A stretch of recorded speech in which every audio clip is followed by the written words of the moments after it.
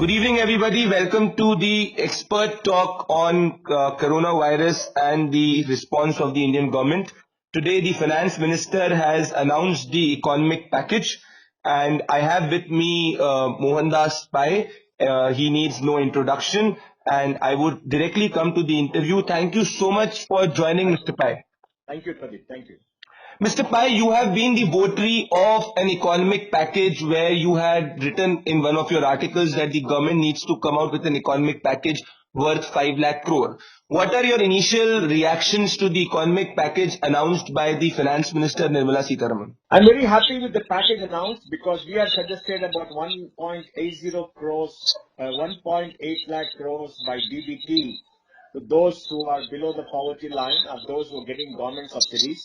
Now the entire package is coming to 1.7 crores, 7 lakh crores. What the government of India and the Prime Minister Narendra Modi has done is a very smart move. They have made sure that they're giving benefits under existing schemes. So under existing schemes, the beneficiaries are identified. The mechanism for giving benefits is identified. Therefore, there will be no leakage and there's no need for the government to make a fresh list of beneficiaries. Example, the income transfer for farmers, there's already a list. For women who have bank account, there is already a list.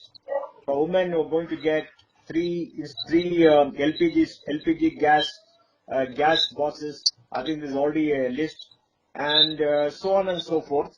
And for the ESI and PF, there's already a list. So I think it's very cleverly done by the Prime Minister and Finance Minister to make sure that there's no leakage, money is not eaten by middlemen. And I think it's a wonderful package for the poor. Is quite comprehensive, and especially the one on giving more food to them in advance, because I think it is both strategic and practical, because after April 14, the new crop will come in, and reports say that storage may go up to 100 million tons. So it's very good that people can take more right now, store in their own houses, and reduce the storage cost. So I think a very well thought out package for the poor, and very, very happy about it. We now look forward for a package for the lower middle class, for the middle class, especially EMIs and wage earners, and then for MSMEs and industry, and then investment for the future in building 500-bed hospitals in every district of this country.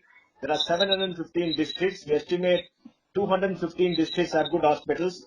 For the balance 500, we need to build at the rate of 50 lakhs per bed, and that will take about 1,25,000 crores for 3 years, because we must use this opportunity to future-proof India. That in case any such calamity comes, people will have access to good health care very close to where they stay. Mr. Pai, you have always numbers on your fingertips. There have been one initial criticism, and I would want to read out this criticism. One of the economic analysts has gone on ahead and said that if you include all the fuel and other essentials, 1,000 rupees 500 per month seems a bit unrealistic. Do you think that this criticism has any legitimacy? Well, I think people that can criticize and say we need 10,000 rupees, 20,000 rupees, I don't think they're aware of how people live in rural areas. You can say this is less, this is more. This is the first installment. People do have work that can be done under Marega, and that can be done much later. But I think there are existing schemes that give them benefits, and the state governments too are coming out with schemes. Some people may get double benefits. So easy to criticize, but I think what the government has done looks very good right now, and I'm sure the government will take stock in the next 1 or 2 weeks. The key issue is that people must get this benefit for a minimum of 3 months, because even if it ends after April 14th, the impact of this will be there for the next 2 or 3 months, because normal economic activity will not start immediately. It will take some time, and we have to be careful. So the government is planned for 3 months. I'm sure they'll review in case of need and enhance it if required. Mr. Pai, do you think that this current, so if I look at the assistance, it has two components. It has the component of food so that nobody goes hungry, and the second component is with respect to the direct benefit transfer so that the poor has the money in the pocket. My question to you is this similar to Nyay? One of the TV panelists, I think, in which you've also been part with the same TV panelist, has said that Nyay should come into picture. Rahul Gandhi has been votary of Nyay. Sonia Gandhi has written to the Prime Minister about Nyay. Do you think that the current economic package is directly or indirectly related to the Nyay which Congress government had envisioned? I think it's not related to Nyay because Nyay had a different facet.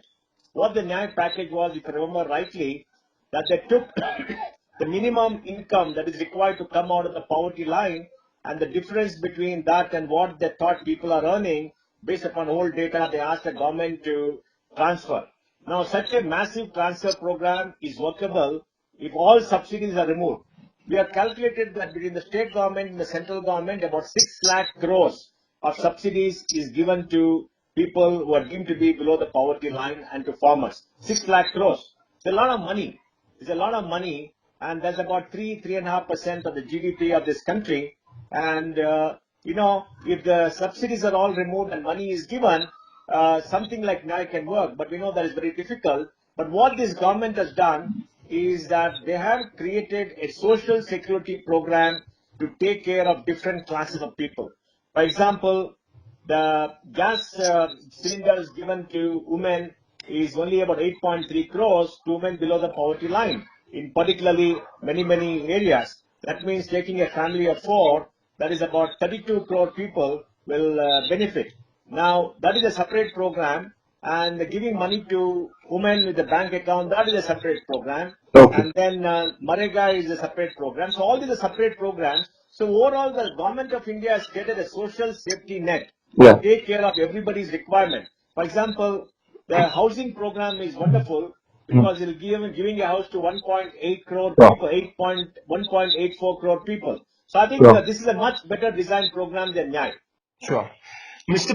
Pai, the second criticism has been that if you compare the current assistance and if you compare it with the assistance that the United States of America or Canada or China or so instance Spain are trying to give, the percentage with respect to the GDP in India is comparatively less. Do you feel that the comparison to United States of America or to Spain or to say Italy or Canada is correct because these are nations where the corona spread is not being contained? Look at it in this way that India has been able to contain it. So do you believe that this comparison with respect to United States of America, comparison with respect to European nations is legitimate? Well, I think people will make comparisons and hope for a bigger package, but you must remember that the per capita income in America today is something like $55,000. Per capita income in India is only $2,000. And America's debt to GDP is already past 100%, and their interest rates are very low, 1.5%, 2%, whereas interest rates in India for the entire government borrowing is about 7%, and now 10-year bonds are 6.1, 6.2%. So I think there are limitations that India has, and they are obviously much more devastated because they're high income earners. The cost of living there is very high, and all the expenses there make for a very different kind of scenario. So the criticism is legitimate to some extent, but I think the government of India is doing what it can afford and what it can do, and the entire program is still not complete. So I think we should hold our horses and not criticize at this point of time till the entire program of the next 1 week, 10 days is unveiled for everybody. Then we can evaluate to see whether it is adequate or not. But we must remember, whatever done in India will be deemed inadequate by people because that's the nature of the beast. So I Absolutely. think let us wait and see what happens. Mr. Pai, I'm not an eternal pessimist and I'm an optimist, but there's a general concern with respect to the time that India will take in order for a full economic recovery or at least a normal economic recovery. Now, with the country shut down for 21 days, which is definitely needed considering the containment of coronavirus, my question to you is, do you feel that after April 14, still it will take more steps from the government side to boost the spending, to get the economy back at least in normal working condition? You see, the economy has been stagnant for the last 1 year at 5%. It's come down from 7% for various reasons. Now, my view is that in 2021, as against the 60% growth, we could be at around 3.5% only. The reason is agriculture is 15% of GDP, it will grow at 3%, so 0.45%, and the industry is 25% of GDP. It could be zero growth because purchasing power will come down because of lack of wages and the fear, and we are not seeing any growth, and therefore 25% will not contribute anything. Services are 60%, and they are growing at 6.5%, 7%. At 7% on 60 is 4.2%. I think it will come down by half. So even if it's 3.5%, it will be 2.1%, and that will be about maybe 5, 6%, 3%. So I think we'll reckon 3%. What we need after the virus is tackled and people go back is a huge reconstruction program. Maybe the government should say we are going to invest in the next 1 year or 2 years something like 5 to 8 lakh crores to invest in infrastructure, to invest in creating social infrastructure like hospitals, to have a massive massive work program like expanding Marega and giving incentive to industry to create jobs to get growth. Because of this year 2021 we can as well write off, but we must protect 21-22. To protect 21-22, we must invest massively in 2021 to bring up the trajectory of growth by the fourth quarter of 2021, so that 21-22 will be much, much better. Because the impact of this virus pandemic will be felt for the next 3 or 4 quarters. The next quarter, the first quarter of the fiscal year 2021, the growth may be negative. Because first 15 days there will be no economic activity. Then for people to pick up is going to take time because the disruption is complete. Work has stopped in all factories, construction sites, etc. Mr. Pai, another question is that do you feel that the current coronavirus, which has now become a global pandemic, this will change the way global economy has functioned? No longer can countries look at global interdependence with respect to trade, having an export first policy, and it needs to be more, it has to change fundamentally. Do you feel that the current global pandemic has changed the world economy fundamentally, and countries like India needs to reimagine the growth story 2022 and going forward for becoming the $5 trillion economy? Pradeep, that's a very good point, and I think there's an inflection point for the world economy because the pandemic has exposed how vulnerable the world is on China. China is a manufacturing powerhouse of the world, the largest exporter, largest importer, and largest investor in the world. And when China was down because of the pandemic and China was closed, the whole world was impacted.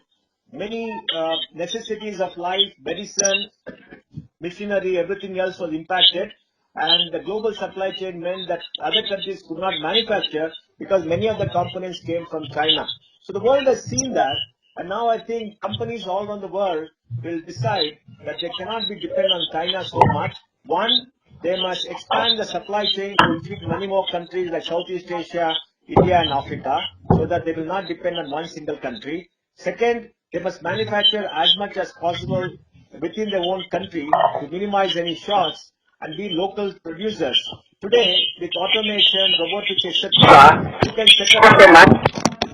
can set up a manufacturing plant in your own country and have costs similar to China, because the number of labor required will be very less, and China labor cost has gone up.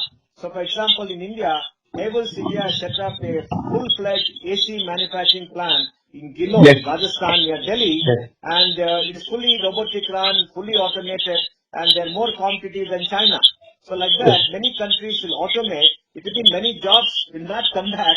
Jobs may be hurt, but countries will become very, very secure, and they will build supply chains.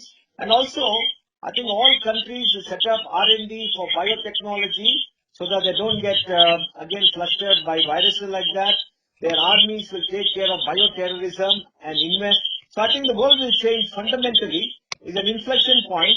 China's ability to export indiscriminately will come down. The world will put up barriers and try to be more independent of capital flows. And India, I think, is in the best position because when the world diversifies from the China manufacturing and supply chain, India is a very large place. I particularly think the Japanese, who are very dependent on China, will look at India and invest heavily in India to reduce their dependence on China and also make sure that they tap into the growth potential of China, of India, as China's growth may come down in future, and China will have to depend on internal consumption as against growth led by outside. And I think Europe will be hurt very much because Europe will have to borrow heavily to get over this pandemic and create jobs, and they're already over borrowed and they're in deep trouble because the social spending is 40% of the world's spending with 25% of the population. They're an aging country, and I think this could be the last straw that broke the camel's back, and they have to rethink and reimagine their economy. The US, of course, will merrily chug along, even if they borrow $2-3 trillion. For them, it will be some more debt because the world loves dollars. The Middle East is damaged, and I think the damage will be very long lasting because the world will now reduce energy consumption. Yes. Because I don't think people in the future will travel as much, take so many flight tickets, or spend money on fuel, and the electric vehicle will come up even though fuel costs have come down. I think this lower growth in the world with China coming down, shipping coming down will mean the reordering of the global supply chain, lesser energy consumption, and that will hurt the Middle East. So the world will change fundamentally. Just a follow-up question on the same topic, Mr. Pai. This very famous article which is being circulated widely in the Financial Times from this historian called Noah Harari is going around the different WhatsApp groups and is being shared across the media circles, where he points that how you need a new global order. Now, you also agree that this is an inflection point for the global economy. But my question to you, Mr. Pai, is that do we need, if we need a bigger global plan, will that global plan in the future not be China dependent and China centric? And won't this crisis lead to a situation of countries coming together in order to form a global plan which will not have China as the center point of manufacturing or even of trade? Are we looking at that? Are we looking at global Chinese isolation, to put it simply, Mr. Pai? Well, the global financial architecture is a result of the Bretton Woods Agreement after the Second World War. Yes. Where obviously Europe and America were the largest economies. America was a superpower. There was no India. There was no China. The Soviet Union was there. Now, if you look at the world, out of $82 trillion of GDP, the United States is about 20, Europe is about 21, China is about 15, and that is about 40 and 55, and the balance is about 37.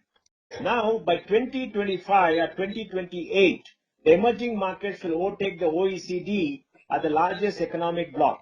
From now till 2030, the markets outside Europe and America may grow by about 6 to 6.5% after reducing 1 year, that's the next year, and if growth comes back to normal. So now, we're going to see a world for the next 20 years where China will be a large power, Europe will be declining, America is declining as part of the global GDP. That's true, but it still be superior because of its universities and its military and its huge economy. And the rest of the world, including China, including India, will be very big. Japan will be stagnant, coming down in importance, even though they've got huge savings. So we need a new global architecture, but I don't think we can wish away China playing a more important role in the world.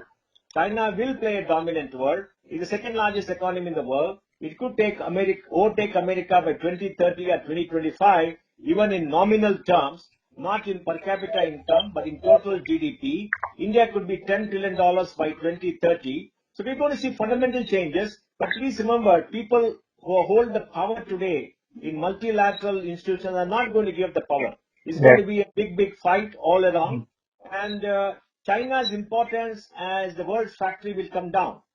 Supply chains will reorient, but China will still be a dominant power. Does this give opportunity, Mr. Pai? Sorry to interrupt you. Just a question. Does this give opportunity for India to be the new supply chain power? Well, India can be a big supply chain supply chain provider to the world, provided we put in good policies. Yeah. We must put in policies to grow our Indian manufacturing firms to a giant size like China did. We must improve our supply chain within this country, which is happening in a very big way, and that is the good news. We have built our electronic infrastructure to take care of the supply chain, which is very good news. We have great innovation happening in this country, but the physical infrastructure has to be built up, and our companies should manufacture 10 times what they're manufacturing. True. We are subscale for a country like India. Unless we grow our giant companies, we're not going to have MSMEs others do well. This policy of India that India lives in villages is totally outdated. Nobody wants to live in villages. They want to live in towns. True. So we need to urbanize from 35% to 60% in the next 10 years. We need more smaller cities, 5,000, 7,000 small cities to come up. We need giant factories to come up which can lower the cost of production and produce more and supply it to the whole world. And MSMEs can come up which can be supplies to them or supplies to the world. So we have to rethink the way we grow our industry and rethink the way we do things here. We need many more Mukesh Ambanis.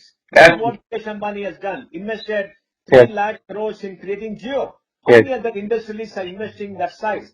Maybe Anil Agarwal may invest of a similar nature. The Tatas may invest of a similar nature. So we need at least 15, 20 people like a Mukesh Ambani to create giant scale industries all across India, because that is the only way to reduce costs substantially and create competitive products to supply to the world. Absolutely, Mr. Pai, and I absolutely agree with you. And I'm of this opinion that till the time we do not have large Indian companies in Fortune 500 dominating the Fortune 500 list, we cannot become a global economic part. We must grow our banks too. RBI is the biggest bank with $600 billion. $600 billion is not, I think, in the top 50, maybe 45, 46. India should be a $5 trillion bank in the next 5 years. We need big banks, because if the banks don't have capital, they don't have balance sheet, they can't lend. And if you want giant companies, you need more debt. So you must get capital from outside. You must go to Japan and tap their debt markets to raise $1 trillion for the next 10 years to get the money to India to invest. Our financial savings are inadequate to fund our investments. So government of India, public sector, others to go borrow outside like China did. China got $1.5 trillion from outside. So in the next 10 years, India should try to get $1 trillion from outside and grow our industry, grow our infrastructure. We can easily pay it back for the next 25, 30 years if you borrow 20, 30-year bonds. You must not borrow short term, borrow long term, because in the long term, we are going to be a big economy. And we must improve our quality of education. Many, many things to be done. I do hope that Prime Minister Modi, once he settles down, will rethink and reimagine India, do things on a much bigger scale, open up India much more, work with Indian industry to build the giant Indian companies that India requires, and work in a partnership with industry. Mr. Pai, absolutely. I'm moving towards the end of my interview, and just last 2 questions. I want to bring your attention back to the country, and I want to ask you, do you feel that in the current economic situation which the country is in because of the corona spread and the government announcing a 1.7 lakh crore economic package, do you feel that RBI as an entity has played its part? Do you feel that the current economic help will only be fiscal led? Do you feel that the monetary policy can also play a role in the coming, I would say, coming 1 month or 2 months? Well, I think I'm very disappointed with RBI. Let me put it on record. I'm very, very disappointed with RBI, because all central banks, I think somebody told me 82 central banks have opened up and come out with policies. RBI is still to respond. What is RBI doing? They seem to have disappeared from the Bombay building. They seem to have become an island in themselves, away from the country, thinking they're not a part of India. I'm very, very disappointed. RBI should have led from the front. RBI should have put in policies to improve liquidity much more, flood the market so banks start lending.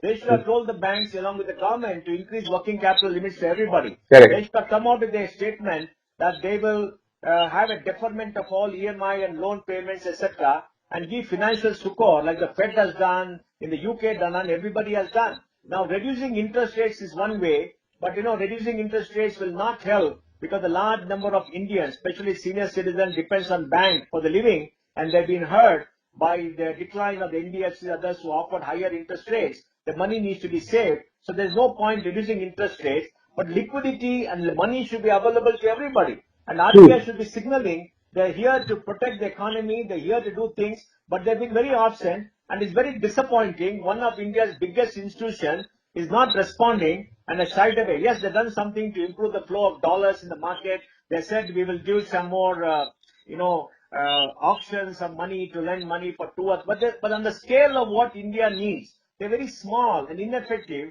They hardly had any impact. So I think in the next 2-3 days, we want to see RBI come up and come out with a very, very large program which will reassure citizens that the RBI will look after them in times of need, and not that it is a very cloistered institution which looks after itself and thinks that it is beyond the scrutiny of the Indian Parliament and that it is not there for the Indian people. I think it's very disappointing. So Mr. Pai, just another follow-up question on that. So are you expecting the RBI governor to come out with a press conference and lay a monetary plan in how RBI will look at the current economic situation? If I've got it correct.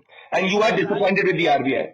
I expect the RBI governor to come out and lay out a very large plan to take care of the next 3 months, 6 months. Yes. I read that the government of India has written to the RBI to look at many issues. Yes. And the RBI should take the cue. Because please remember, in a crisis, you must restore confidence. Correct. Right now, the confidence of industry, of MSMEs and citizens, apart from the poor, from this after this package is going down. People are unsure of their jobs. People are unsure of their ability to pay back the loans. Industry is unsure of what is going to happen. You speak to any industrialist who are also disappointed, so very worried about the future. If RBI does not come and give them succor, what is going to happen? I think it's very disappointing. So you are disappointed with the RBI right now? Very disappointed. Not disappointed, very, very disappointed. My last question, Mr. Pai, as your closing remarks, out of 10, how will you rate, what will be the number that you will give to the current economic stimulus package by the government? Well, out of, okay, let us put the package into 3 parts, okay? Yes. First part is for the poor.